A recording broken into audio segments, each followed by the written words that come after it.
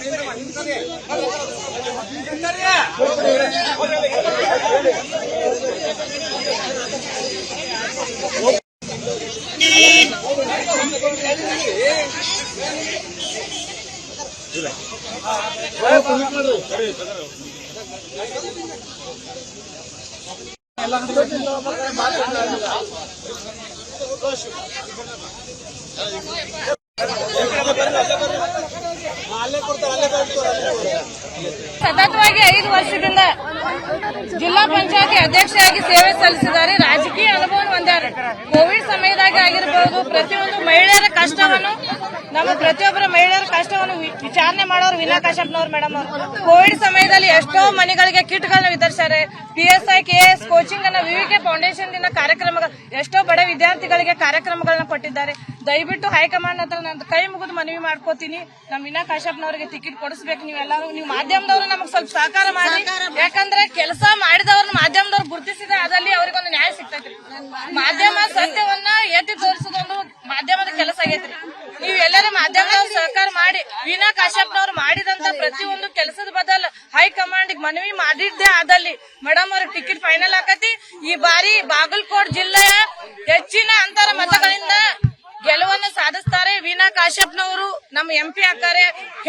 5 ಮಂದಿ MLAಗಳು ಗಂಡು ಮಕ್ಕಳದಾರ್ರಿ.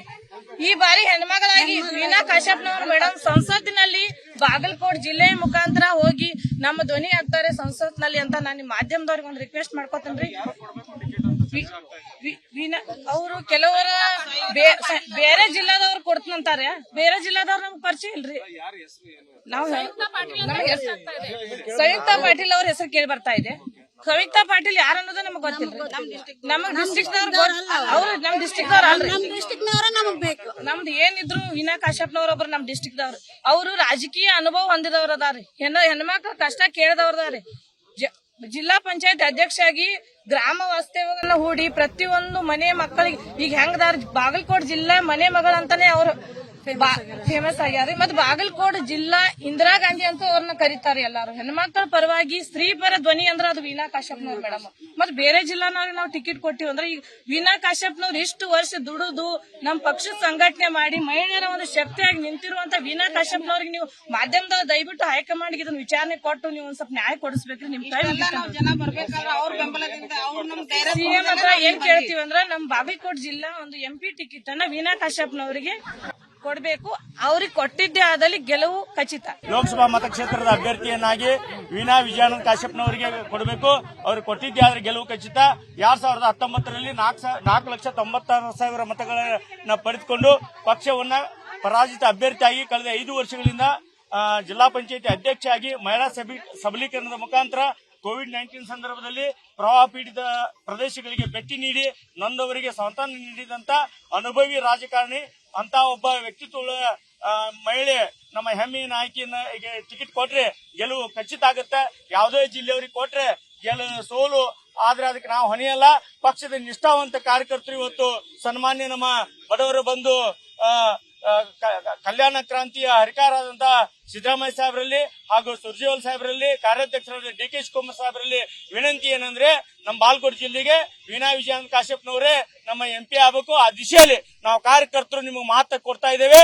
ಈ ಬಾರಿ ಕಾರ್ಯಕರ್ತರ ಪರವಾಗಿ ನೀವು ಏನು ಸಮೀಕ್ಷೆಯನ್ನು ಮಾಡದೆ ಕೇವಲ ನಾಯಕರ ಮಾತಿನಂತೆ ನಡೆದ್ರೆ ನೀವು ಅದರ ಪರಿಣಾಮವನ್ನ ಕಾರ್ಯಕರ್ತರು ಏನ್ ಮಾಡ್ತಾರೆ, ಏನ್ ತೀರ್ಮಾನ ತಗೋತಾರೆ ಅನ್ನತಕ್ಕಂಥದ್ದನ್ನ ನೀವು ಕಾರ್ಯಕರ್ತರ ಸಭೆ ಕರೆದು ಇವತ್ತು MP ಟಿಕೆಟ್ ಅನ್ನು ಅನೌನ್ಸ್ ಮಾಡಬೇಕಾಗಿತ್ತು. ಎಲ್ಲೇ ಇರತಕ್ಕಂಥವ್ರ ಮಾತು ಕೇಳಬಾರ್ದು. ಜಿಲ್ಲೆಯಲ್ಲಿ ಒಬ್ಬ ಪರಾಜಿತ ಅಭ್ಯರ್ಥಿಯಾಗಿ 8 MLAಗಳಲ್ಲಿ 5 MLAಗಳನ್ನು ಗೆಲ್ಲಿಸಲಿಕ್ಕೆ ಅವರು ಪ್ರವಾಸವನ್ನು ಮಾಡಿದ್ದಾರೆ. ರಾಜ್ಯಾದ್ಯಂತ ಒಬ್ಬ ಸ್ಟಾರ್ ಕ್ಯಾಂಪೇನರ್ ಆಗಿ ಕೂಡ ಇವತ್ತು ಪ್ರಚಾರ ಮಾಡಿದ್ದಾರೆ.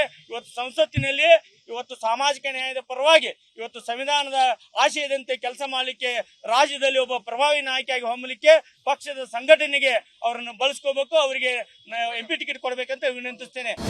ಅನುಕ್ಷಣದ ಸುದ್ದಿಗಳಿಗಾಗಿ ವಿಸ್ತಾರ ನ್ಯೂಸ್ ಯೂಟ್ಯೂಬ್ ಚಾನೆಲ್ ಸಬ್ಸ್ಕ್ರೈಬ್ ಮಾಡಿ. ಹೊಸ ಸುದ್ದಿಗಳ ನೋಟಿಫಿಕೇಶನ್ಗಾಗಿ ಬೆಲ್ ಐಕಾನ್ ಕ್ಲಿಕ್ ಮಾಡಿ.